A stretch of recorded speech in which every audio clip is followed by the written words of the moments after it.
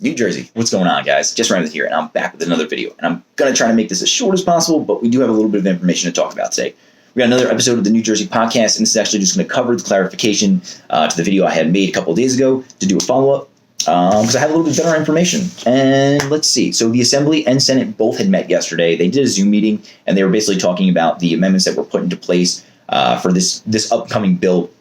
It's going to get voted on for Monday, and it will hopefully revisit the governor's desk, and hopefully will be signed and put into place. And the great news is if this does happen and it does go forward on Monday, it's going to get back to the governor's desk, and hopefully decriminalization is going to get signed, because that ultimately is the most important thing right now, guys. We obviously have some lucrative, weird legislation for cannabis, and some of the most progressive, as they're calling it, put into place, which I don't agree with, and I don't think is very progressive at all.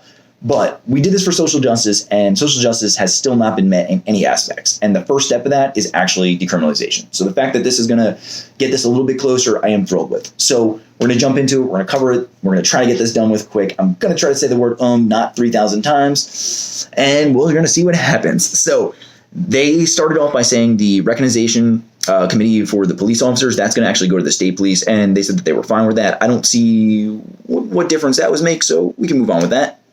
They also wanted to cover that in section 2, 7, 10, 11, and 12, that the definition of cannabis, hashish, and marijuana is all now in the same category. So I would assume that's possibly to kind of cut out those gray areas of like the New Jersey weed man. I don't know if they're trying to step on his toes, which I would assume they would at some point, especially when they actually have like laws in place where they can walk in and say, shut somebody down that is doing something illegal. Because right now where it stands after the first, he's technically not doing anything wrong. So, and I support that dude. So what else do we got? We have the penalties for underage. That was also covered too. 18 to 20. This is the area where I'm not thrilled with, and I wish that there was a little bit better implementation or a little bit more thought put into this. But 18 to 20, guys, if you guys have kids out there that are cannabis users, make sure you tell them, knock it off. Don't be driving around with that stuff.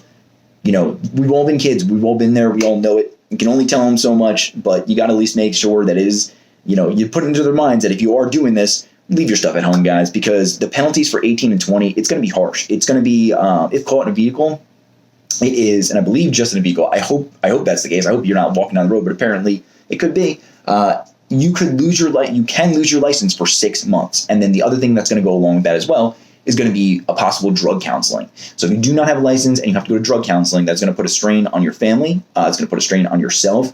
It's going to make it a lot harder for you to work, go to school, obtain your job if you have one. In a world where right now where a license is very crucial in a pandemic, where people are social distancing, people are going about their lives in many different ways, this is very important. That's a big thing to think about, guys, if they're going to be able to take your license away. I do not agree with that. I do not stand with that one.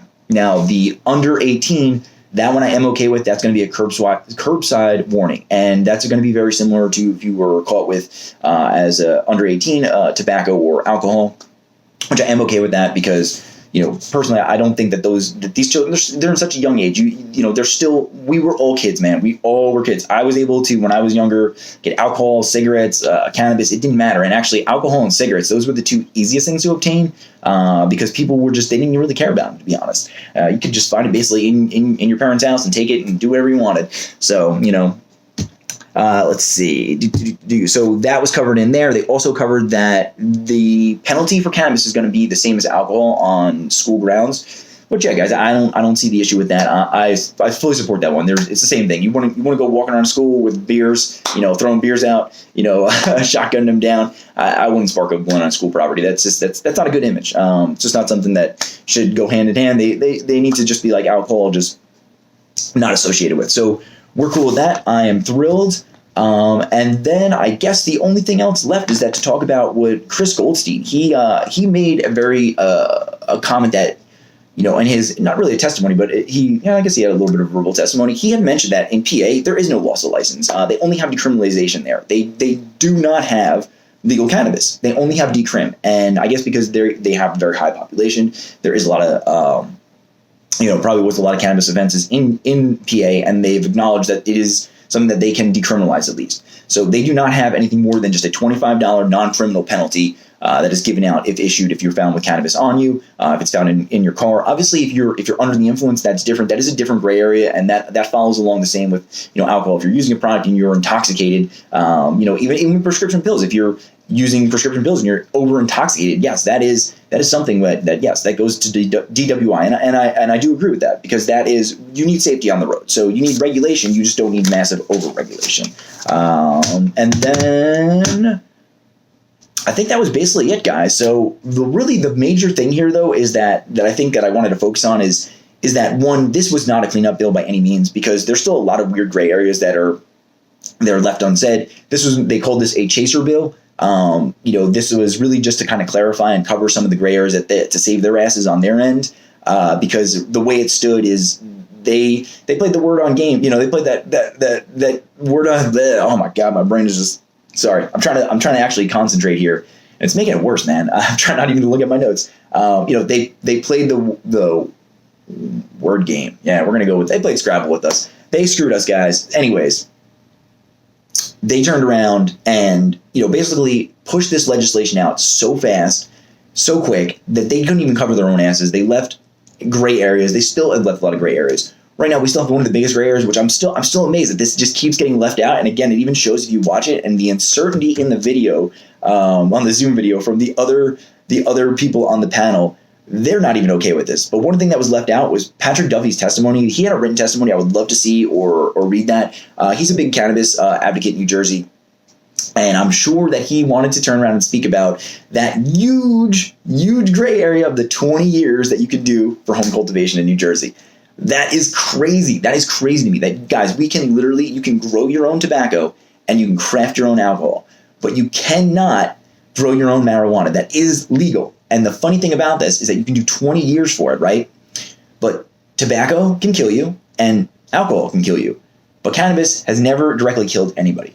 So the fact that you can get 20 years for something that couldn't kill you, that scares me.